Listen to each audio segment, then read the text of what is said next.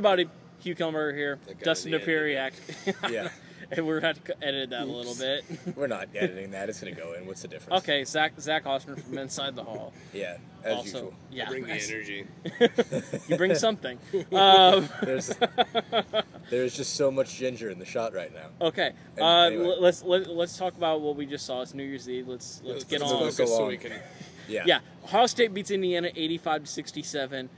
Probably wasn't that close, but it's 18 points, so it's not a end of the world scenario. Clearly, Tom Crean's biggest focus.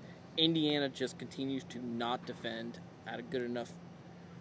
No, very much so. Very much so. A lot of, in some ways, Ohio State, there was a lot of shots Ohio State was not going to miss tonight, but there were a lot of open ones. I mean, basically everybody, players, coaches, everyone else conceded that there were a lot of shots when they kind of had time to set their feet, eat a sandwich, do whatever they had to do, and take a shot.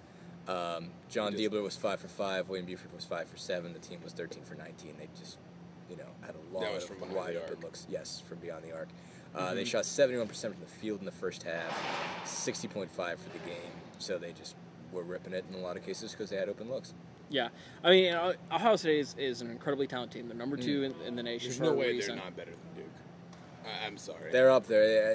They're right there. They're right there. It's the thing is who on Duke guards Jared Solinger. Yeah. Yeah, that's the issue. I don't know. And if one of the Plumlee can somehow do that, does Dallas Lauderdale just somehow go off? Yeah, because he can. Well, he can. We don't know. You don't really. He doesn't have great offensive skills, but you don't know exactly how good they are because he doesn't shoot. I mean, today he was 1 for 1. That was it. He had one. He got the job done when he had to. But I mean, that's a lot of size inside it. And Diebler, Buford, and Lighty are 3 great guards. I mean, those guys were Diebler's lights out. I mean, he's got to be the best overall shooter. Whether or not the numbers necessarily say it or not, Diebler's probably the best shooter in the conference and one of the better ones in the country. Right. Buford isn't usually this good, but he was lights out tonight. I mean, he's usually a great player, but he usually doesn't shoot that well from outside. But he couldn't miss really either. When you have that kind of inside-outside combination and guys that can drive, you got a pretty complete offensive team. You have a pretty complete offensive team going against a team that is not complete whatsoever. In any way. In any way, and just absolutely struggled. Tom Pritchard, Bobby Capobianco, and Derek Elston combined for 2 points, 2 rebounds, and 12 fouls. In 24 minutes of play. Yeah. It was so bad that by the end in their base offense, Jordan Holes was playing center. Yes. Jeremiah Rivers and Victor Oladipo took turns trying to guard Jared Solinger. Mm-hmm. It was the worst-case scenario in how to guard Ohio State's big men if you're Indiana. Yeah. And it has to be concerning because while Jared Solinger may be the best post guy in the Big Ten, maybe the best post guy in the country, there are other very good ones. He's in the conversation. Right. Yeah, but and I mean, I'm not trying to, play apologist here, but there are maybe 1 or 2 that will do what he does. Ralph Sampson can't bully you the way Jared. I mean, he drew a lot of his fouls tonight because he's so strong that he forced you into positions. I mean, he literally forced Tom Pritchard into positions where Pritchard wasn't even trying to foul and fouled. I don't know how many guys in the Big Ten are going to be able to do that. I think there's guys like Ralph Sampson where you'll see different kinds of fouls. You'll see fouls going for rebounds, I think, at a lot higher rate against other guys like Ralph Sampson. Maybe. I didn't see a lot of that tonight just because... not a lot of shots were missed. No, there were not a lot of rebounds. No. And, I mean, Michigan State's guys. Not that those guys are all dominant, but what answer do they have for Draymond Green exactly? But Green isn't as offensively forceful. No, but still, I mean... But Tom Izzo's good enough to go, hey, Draymond... Yeah. You're not to score 30, buddy. Go crazy, buddy. There's also a lot of difference between Jared Solinger and the best guy that these 3 can guard effectively. There's a few players in between there. Yeah, Tom Crean talked about defensive pressure, getting up in guys. They came out, they tried to play zone defense because of matchup problems. They didn't have anybody who could guard Solinger and Buford and Lighty and all these other multi-dimensional players that Ohio State has. And the zone was terrible. They didn't move on the. They didn't move. Said they didn't move on the. They moved on the catch. They didn't move on the pass. Right. You can't do that. There were possessions where I couldn't even figure out what kind of zone it was. Yeah, I thought. Yeah, there was.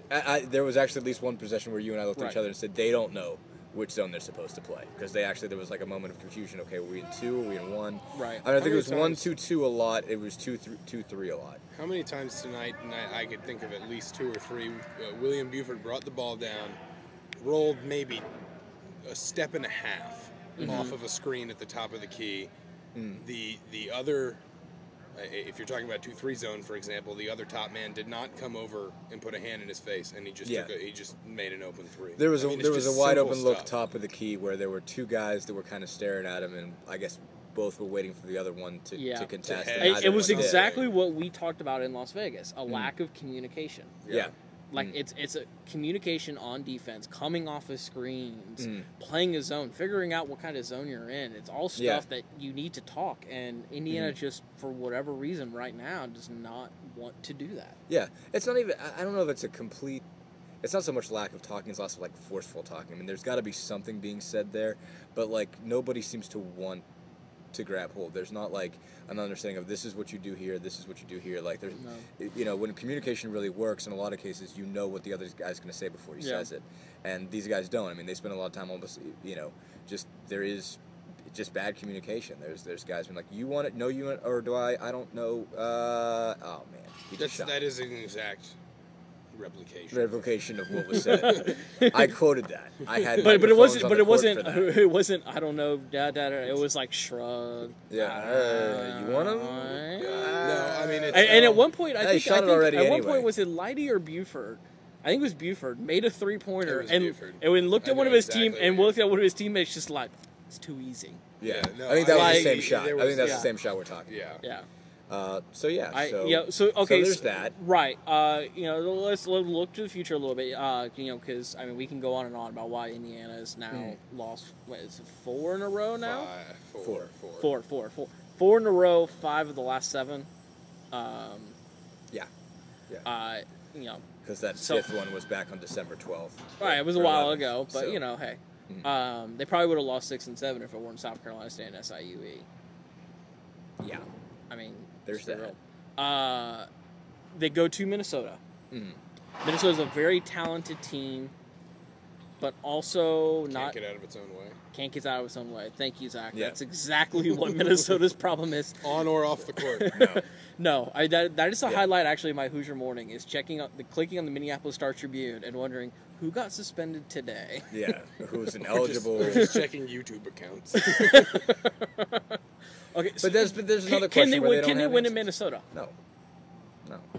I mean, but I think they can win in Minnesota. They can win in Minnesota if Minnesota loses it. Completely, yeah. But they still have a bunch of big guys that Indiana's not going to have an answer for. You maybe put Sampson, Iverson, Trevor, and Bakwe on the court together. Tom Crean recruited Trevor and Bakwe to Marquette. Yes, we did. That was so long ago. Yeah. Trevor McCoy's only like a junior. Yeah, exactly. And it's probably feels like a decade ago. It feels like a decade ago that happened. Yeah, and Bakwe's been through some stuff since then. Yeah. Things have happened. I do think, and it's terribly cliche, but I think it's very relevant right now, given the last 2 games especially. Crean kind of talked about if his team kind of plays with the attitude, or I think his word was the spirit that they played with tonight. I mean, if they play like that against Penn State, they win. I think he's right. I mean, sure. They were good enough offensively. This is kind of dumbing it down, but this team has sort of struggled with that idea of playing to the level of its opponent. Mm-hmm. They come out and play all fiery. I mean, they never looked like they gave up tonight. No, and they shot the ball really well. And they shot 50% even. Yeah. So I mean, the defense wasn't good, but offensively they probably would have outscored Penn State. Yeah, a big part of that was just Watford was healthy tonight. Watford was ususeful as opposed to especially in the Penn State half. Where he really couldn't do anything, and that really cost him just in every way. Watford really caught fire a little bit in the second half. Whereas last week I think he had 3 points just because he looked like he couldn't move. Yeah. So when you get Watford, when you get your best offensive player, you're in better shape, and you probably win games like Penn State. But I guess that's the thing is like you need to get up for the games that you can win. Yeah. More so. I think it's more just get up. I mean, I think at this point, play up the entire time. Yeah, it's get up for every one of them. Just because I think this team is good enough now. I mean, I do. I think they have the talent and the depth they didn't have before. But they're still missing a lot. They're still missing a lot. They're so incomplete. Oh, no. I mean, they're still a bottom half of the Big Ten team. That doesn't mean that they are Indiana again when we talk about what Indiana, historically is. But I think that they are no longer so. But this isn't as big of an improvement from last year. Yeah, but this isn't as big an improvement talent-wise from last year as you were expecting it to be. Mostly because Guy is out and Creek is not healthy. And the big one, of those two things, they recruited Guy because of games like tonight. Yes, exactly. Because if Jared Sullinger has to turn around to a 7'1" guy with a 7'8" wingspan instead of Tom Pritchard, well, I mean, it's not like they win, but that's a very different scenario. There's an evening. Yeah, I mean, that allows them to run out on shooters a little bit more. They don't have to double in the post every single time. They don't have to collapse every single time, and they don't have to be just stand down there and they don't have to come out of the zone. That wasn't good. Yeah, exactly. I mean, that's pretty much it. A lot. Yep. All right. So that's what it is. Happy New Year, guys. Happy New Year, everybody. Merry New Year. We're about. Be safe. We're use shooting the this free at 10:21. We're going some places. I'm going home. I have a wife. He does. We're going to have a really nice celebration at home. He's going to go to Bed Bath tomorrow. You're going to go to Bed Bath Beyond. Maybe Home Depot this time. Home Depot's closed, guys. Shut up. Happy New Year, everybody. Happy New Year. Happy New Year.